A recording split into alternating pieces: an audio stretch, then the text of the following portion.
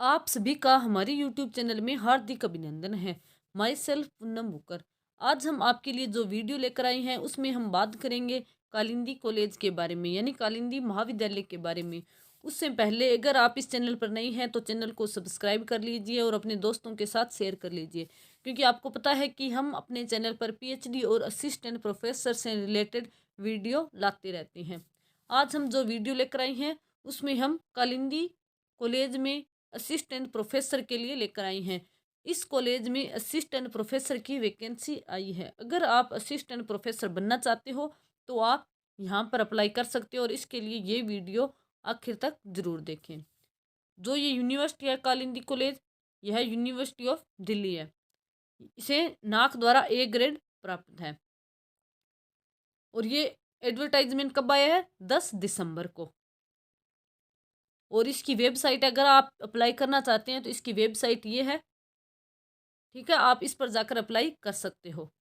इसका लिंक मैं आपको डिस्क्रिप्शन में दे दूंगी, वहाँ से आप जाकर इस नोटिफिकेशन को भी देख सकते हो। इसके अलावा मैं इस नोटिफिकेशन को अपने टेलीग्राम चैनल पर शेयर कर दूंगी, जिसका लिंक आपको डिस्क्रिप्शन में मिल जाएगा। आप उसे ज्वाइन कर सकते हो और वहाँ पर जाकर इस नोटिफिकेशन को पूरा पढ़ सकते हो। और आपकी ग्रेड पे स्केल क्या रहेगा? 57,700 से 1,82,400, यानी लेवल 10 की आपको सैलरी मिलेगी। आगे बात करते हैं। ये जो नोटिफिकेशन है आप इसे दिल्ली यूनिवर्सिटी, जो दिल्ली यूनिवर्सिटी की वेबसाइट है उस पर भी देख सकते हो और इसके अलावा कालिंदी कॉलेज की वेबसाइट पर भी देख सकते हो, क्योंकि यह दिल्ली कॉलेज का ही एक एफिलेटेड कॉलेज है। जो दिल्ली यूनिवर्सिटी है ना, उसका ही एक एफिलेटेड कॉलेज है। यहाँ पर दिया गया है कि कौन सा कितने नंबर पेज पर किस बारे में दिया गया है। यह बहुत बड़ा नोटिफिकेशन है, काफ़ी पेज है इसमें।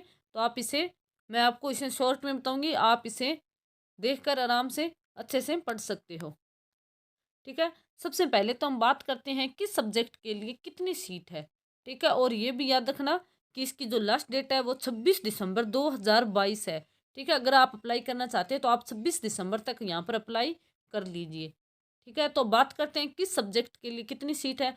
सबसे पहले बात करते हैं बॉटनी की 9 सीट है, केमिस्ट्री की 11 है, कॉमर्स की 4 है, कंप्यूटर साइंस की 10 है, इकोनॉमिक्स की 11 है, इंग्लिश की 14 है और जर्नलिज्म की 8 है, इन्वायरमेंट साइंस की 3 है, ज्योग्राफी की 13 सीट है और हिंदी की 12 सीट है, हिस्ट्री की 9 सीट है, मैथमेटिक्स की 11 सीट है, म्यूजिक की 1 है, फिजिक्स की 7 है, पोल साइंस की 6 है, संस्कृत की 6 है और जूलॉजी की 7 सीट है। यानी 16 सब्जेक्ट में सीट आई है। अगर आपका भी इनमें से कोई सब्जेक्ट है तो आप अप्लाई कर सकते हो, आपके लिए एक बहुत अच्छा मौका है।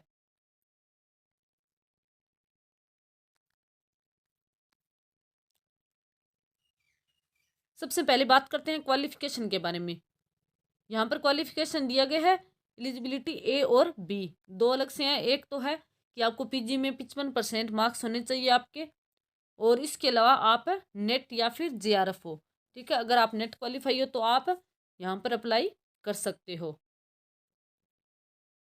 और इसके अलावा बात करते हैं, अगर आपने PhD किया है, PhD से रिलेटेड भी है, और अगर आप नेट क्वालिफाई नहीं हो तो भी आप अप्लाई कर सकते हो।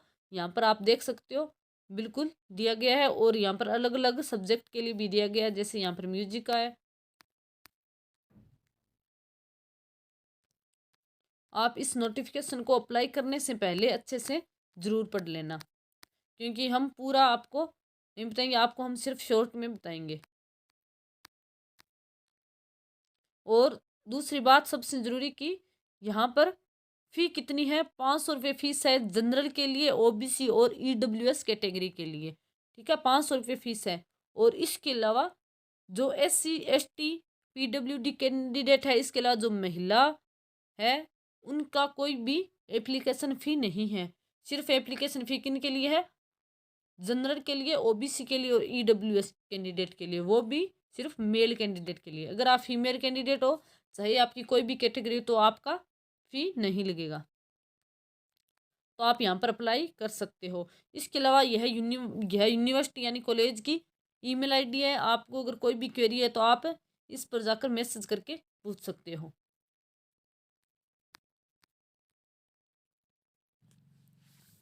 अब हम बात करते हैं कि गाइडलाइन फॉर स्क्रीनिंग यानी short listing of candidate for appointment to the post of assistant professor in the university of Delhi college.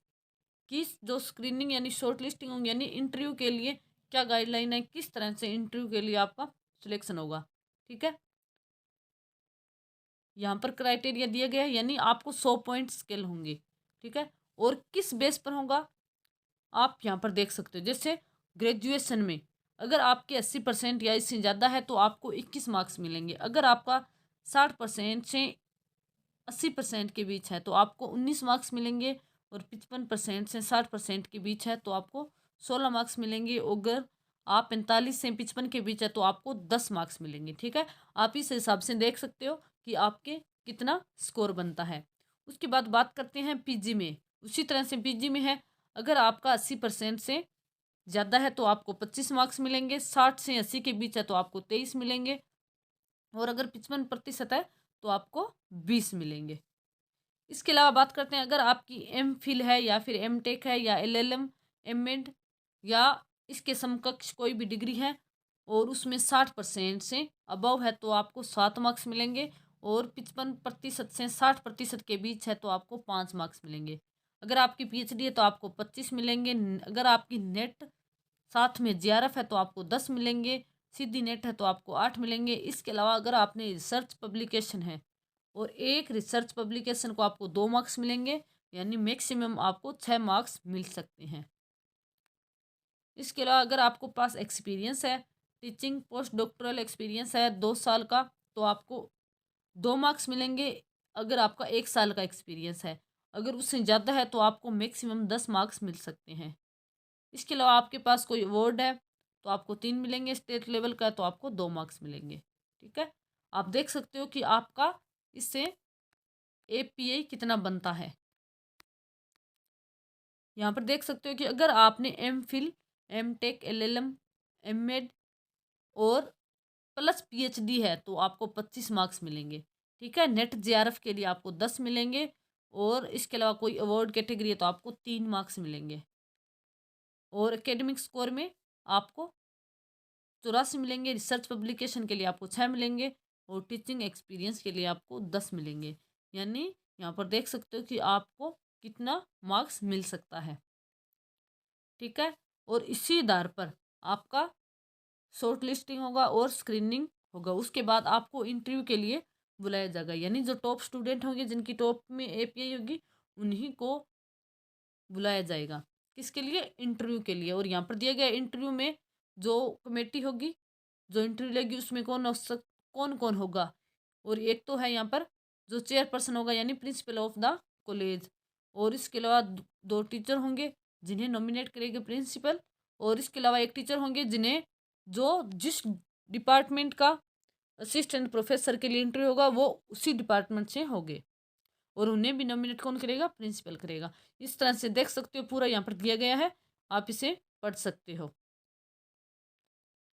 इसके अलावा यहाँ पर क्राइटेरिया और प्रोसेस भी दी गई है, आप इसे अच्छे से पढ़ सकते हो।